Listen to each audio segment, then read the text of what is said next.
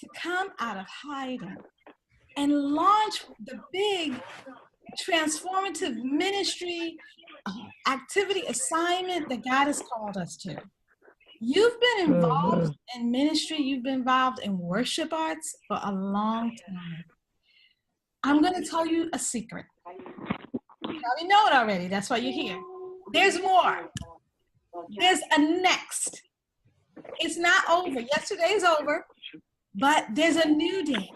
And God has so much more inside of you to produce, to manifest, to impart, to help transform people's lives, to promote the gospel of Jesus, to help your family with artistic and entrepreneurial endeavors, and spiritual freedom and spiritual leadership. It's so much more. What is your next?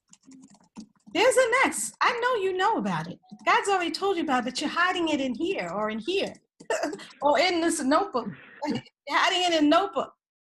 But it's time for you to come out of hiding and launch just like Esther. Amen. Let's read this book. Let's read it really quickly. I'm not going to read the whole chapter. I want you to get the training. This is just one part of a 3-part training called Come Out of Hiding, a biblical study of Esther. And I highly recommend that you get that. And I have a special offer for you to incentivize you to get it. Now, okay.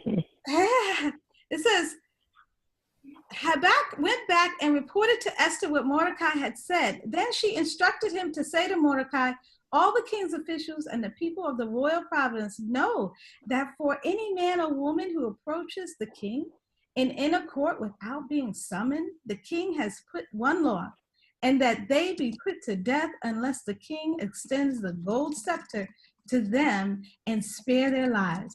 But 30 days have passed, and I was not called to the king. When Esther's words were reported to Mordecai, he sent back his answer.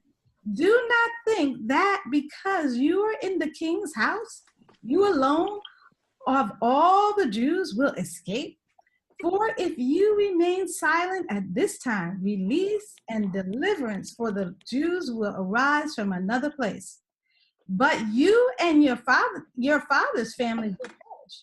And who knows but that you have come to your position for such a time as this. So far, the scriptures from another place. Who knows if you were not called, born at this time in history for this moment, to bring deliverance, to bring salvation, healing, and victory. Who knows? And that's what the question is for us tonight. Are we complacent? Are we satisfied with things we did last year and yesterday, the dances we did last Easter? Are we satisfied there? Are we satisfied with our children? Now we look at them, they're grown and they're serving the Lord. Are we satisfied? Are we complacent? That's what happened with Esther. She said, but wait a minute. Hold up now.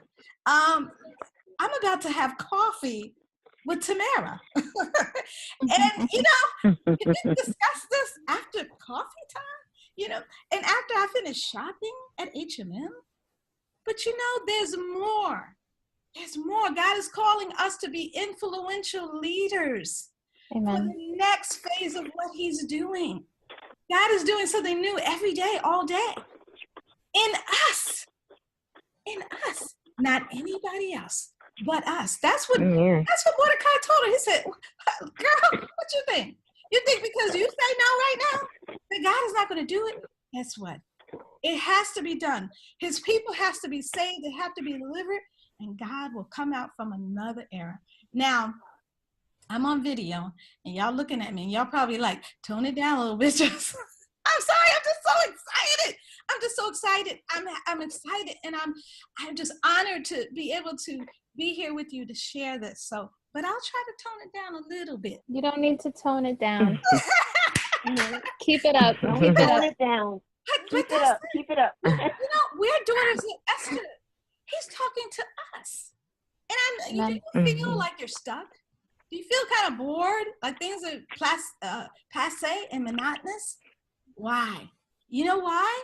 Because that new mandate, that new message, and the new platform that he has called us to I'm not pointing at you. If I point at you, look where the other thing is going, right? To Jocelyn, right? Called us to, he wants us to launch now. He wants us to do it. He wants us to come out of hiding. What are we waiting for? Esther, a young woman, a wife, to be an influential, transformative leader, to pronounce that no, not so, this is not going to happen. And God gave her a mandate, a message, and a platform. And he gave her a weapon. And you know, there's a lot of talk about weapons, about guns, about marching, about speaking, about walkouts. And they're weapons. And many of them have worked to change for the better and the good. Remember Mahatma Gandhi in India. Remember Dr. Martin Luther King here in the States. So we're not just talking against those weapons, but let us not forget, as Christian women of God, that the weapons of our warfare are not carnal, but they are mighty through God, through the pulling down of strongholds. Hallelujah. And the weapon that God has given us, daughters, is three things. I wrote it down. I'm getting sophisticated, y'all. Y'all impressed? See, I'm moving up. Look, Amy. Look, we're going to fast. We're going to pray. I'm not going to get into the Esther fast right now. I want you to get the training, the full training that I emailed you about is special, and I'm going to talk to you more about that. But fast. Close your mouth. Don't eat. The Esther fast didn't drink. And pray.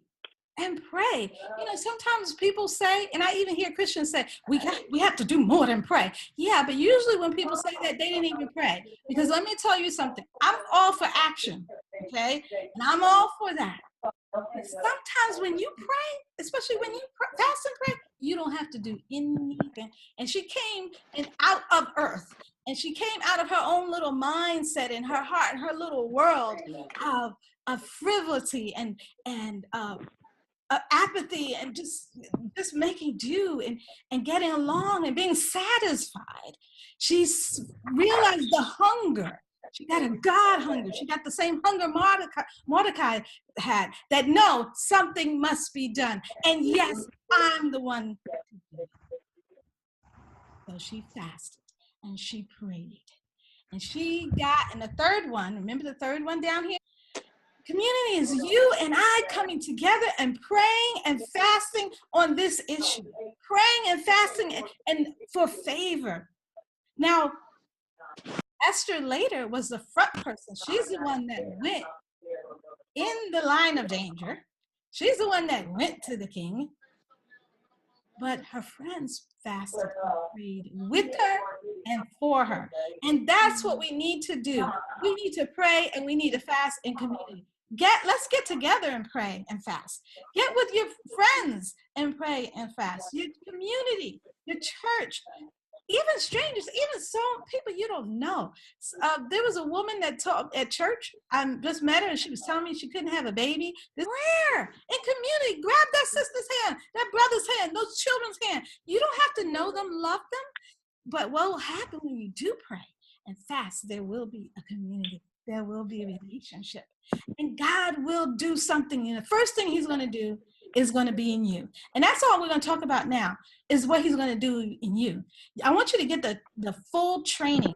This is one part of the 3-part training that I want you to get. And I have a special offer for you to get it to incentivize you. And then I'm going to give you a challenge in a minute. But the first thing that's going to happen when you fast and pray, and I remember fasting and praying for my husband.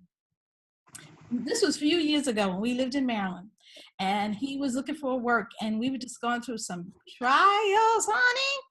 I was fasting and praying. And after I started fasting and praying, I realized who was the problem with the marriage. It wasn't him, hint. It was me.